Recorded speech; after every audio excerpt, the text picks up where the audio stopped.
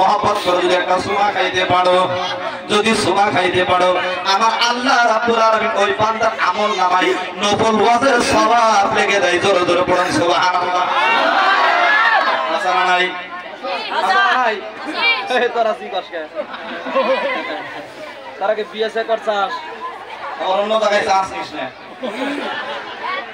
কিন্তু একবার 10-15 করে দিব। আসানা নাই।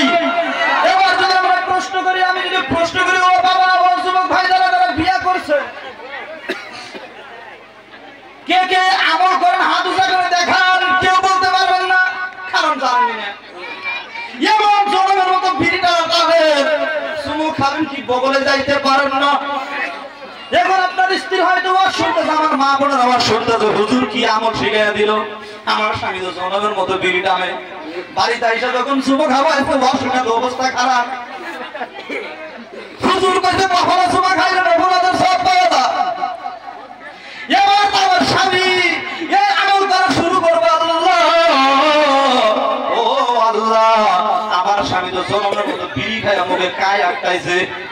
আমার স্বামীর ঠোঁটের অবস্থা খারাপ, কাপড়ের বাসনা বেশি ভালো না, শরীরের বাসনা বেশি ভালো না, গায়ের গন্ধ ভমরার পারে খারাপ। ওই টাইমে বিবি তার আল্লাহর কাছে কাঁদবে, বলবে আল্লাহ, ও আল্লাহ, আমার স্বামীকে তুমি হেদায়েত করো। ও বাবারা, হয়তো কথাগুলো মজাকের মাধ্যমে কাটাছে, কিন্তু না, একদম সত্য কথা, ভাববার কথা রে বাবা। যে স্ত্রীকে মহব্বত করলে নফল হজের সওয়াব পাওয়া যায়। আপনি যদি বিড়ি খান, আমি যদি বিড়ি খাই বিবির কাছে যাই, কখনো তো সুমা খাইবার দিব। আমরা যদি জোর করে সুমো খাইতে যাই, বমি করে দিব। হাসানা মিজা ঠিক করবে বিয়া কথা কি?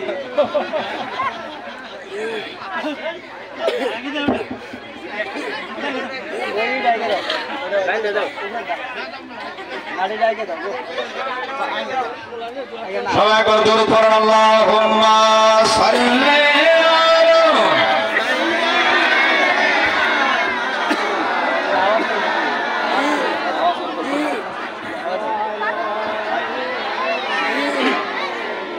মাওলানা মুহাম্মদ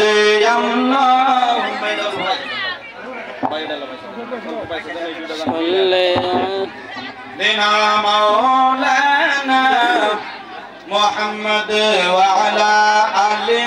সবাই দরুদ পড়েন, নাকি হিটকা নাগলেন? সবাই সবাই দরুদ পড়েন, আল্লাহুম্মা সাল্লি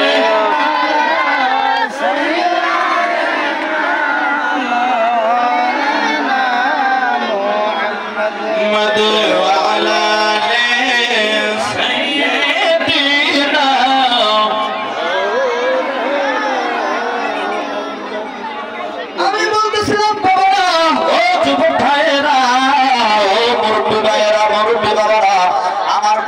যদি আপনারা একটু ধ্যান ধরে শোনেন, বুঝতে পারবেন রে বাবা।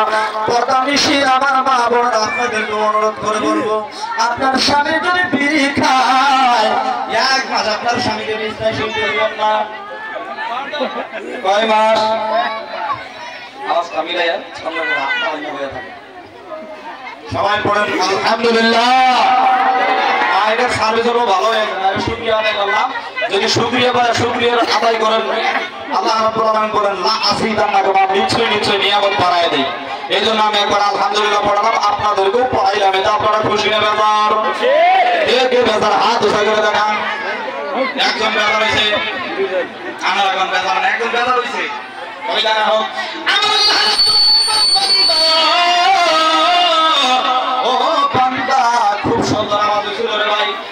বান্দা, তুমি যখন দুনিয়ার জমিনে বসে বসে আমার আকাশের নিচে বসে বসে একবার আমি আল্লাহকে খুশি করার জন্য আলহামদুলিল্লাহ পড়ে বান্দা, আমি আল্লাহ রাব্বুল আলামিন তোমার আমল নামায় কত সওয়াব লিখে তুমি তো জানো না রে বান্দা। কোন বান্দা যদি একবার আলহামদুলিল্লাহ পড়ে, আমার আল্লাহকে খুশি করার জন্য যদি একবার আলহামদুলিল্লাহ পড়ে রে বাবা, পয়সা পয়সা পড়তে হবে, দাঁড়াইয়া দাঁড়াইয়া পড়লে হবে না। যারা দাঁড়াইয়া আছেন বসে যান। আমি বলতে চাই আমার আল্লাহ রাব্বুল আলামিন বলেন বান্দা তুমি আলহামদুলিল্লাহ শব্দটাকে কাউন্টিং করে হিসাব করো। ওর মাধ্যমে আলহামদুলিল্লাহর মাধ্যমে রয়েছে 5টি আখর আর লিল্লাহর মাধ্যমে রয়েছে 3টি আখর। 5 আর 3 কয়টা হয়? এবার যখন 5 আর 3 8 হয়ে গেল আমার আল্লাহ রাব্বুল আলামিন মুমিন বান্দার জন্য একটা ঘর দুনিয়ার জমিন থেকে আকাশ পর্যন্ত আমার আল্লাহ রাব্বুল আলামিন যত মাখলুক রয়েছে সমস্ত মাখলুকাতের জন্য সুন্দর একটা বালাখানা বানাইছে। ওই বালাখানার নাম হলো জান্নাত। জোরে জোরে পড়ুন সুবহানাল্লাহ। ওই বালাখানার মাধ্যমে আমার আল্লাহ রাব্বুল আলামিন সমস্ত বালাখানার মাধ্যমে একটা করে দরওয়াজা রেখেছে, তার মানে দুয়ার রেখেছে। আর এই জান্নাতের মাঝে আমার আল্লাহ রাব্বুল আলামিন একটা দরজার ব্যবস্থা করেছে। দুনিয়ার জমিনে বসে বসে কোনো বান্দা যদি একবার আলহামদুলিল্লাহ পড়তে পারে আমার আল্লাহ বলেন বান্দা তুমি চিন্তা করো না, ভাবনা করো না, টেনশন করিও না বান্দা। তুমি অমুক গ্রামে গিয়ে অমুক সময় অমুক রাত অমুক দিন অমুক বছরে 2023 সালের রাষ্ট্রের মাসে তার মানে ডিসেম্বর মাসের 24 তারিখে, আজকে তো 24 তারিখ, তাই তো 2023 তারিখ ডিসেম্বর মাসের 24 তারিখে মওলানা ফজল সাহেব যখন ওয়াজ করতেছিল ওই টাইমে তুমি একবার আলহামদুলিল্লাহ পড়ছো বান্দা। আমি ভুলি নাই, আমি ভুলি নাই রে বান্দা, তুমি শোনা রেখে দাও। তুমি যখন একবার আলহামদুলিল্লাহ পড়ে নাও আমি আল্লাহ রাব্বুল আলামিন খুশি হয়ে তোমার জন্য একটা জান্নাতের দরজা খুলে দিলাম। জোরে জোরে পড়ুন সুবহানাল্লাহ। অফার ছোট হইলো না, বড় হইলো? অফার ছোট না বড়? লাখ 2 লাখ 3 লাখ টাকা বিলিয়ন কোটি কোটি টাকা দিয়ে কিনে নিতে পারবেন জান্নাত? সম্ভব কি? না না না, জান্নাত কিনা সম্ভব না রে বাবা। আমার আল্লাহ রাব্বুল আলামিন তাই তো ফেরেশতাদেরকে ডাক দেয়া বলে এই যে সুন্দর পরিবেশে আপনারা বলছেন উড়াউড়ি হাঁটাহাঁটি এত দৌড়ে দৌড়ি একটু হয়ে গেলে আমি বলবো রে বাবা এই যে পাইলট আবার যান ফ্যাট ফুট হাঁটুন ছোট করে চুপ করে বসে। আমার তো রাত দেখান নাই, আমি তো আশপাশে আমার কিছু ভয় আছে রে বাবা। ফ্যাটে এনে থেকে স্টেপ করতে আমরা আওয়াজ করা শুরু করে দিব যদি আমরা বেশি উড়াউড়ি করেন। বসেন ধৈর্য সহকারে বসেন, ওয়াজই তো শুনবেন। এখন যদি করেন আমি ওয়াজ করবো না, আমি ভালো লাগবো না, ধৈর্য সহকারে যদি শোনেন ভালো লাগবো না। কি কোনো বস্তু তাই আমার সুর থাক না থাক, যদি আপনারা ধৈর্য সহকারে চুপচাপ করে কথা বলে শুনেন এমনি এমনি ভালো লাগবো। আসো নামিছে যদি এখানে ওয়াজ মাহফিল না হয়, যদি ডান্সিং এর মাহফিল হইতো হ্যাঁ তাহলে মানুষ হাই হাই একটা একটা করে পারতেন না, যাও বাইরে যাও, কিন্তু বাইরে যাও না, সব একবার চাইবে আসো নামিছে। কিন্তু কেন আকর্ষণ নাই? কারণ কি? আপনাদের অন্তর মাধ্যমে এমন ময়লা লাগা লাগছে সেই ময়লা দুনিয়ার কোনো ভিতরে সাফ করতে পারবো না।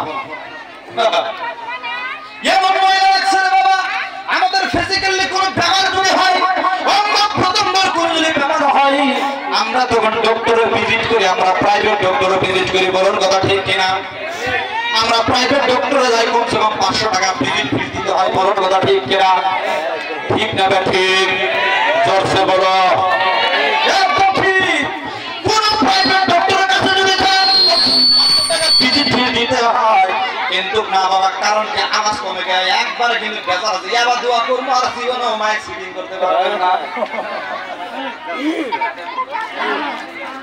বন্ধু তো ভালোই হয়েছিল আওয়াজ।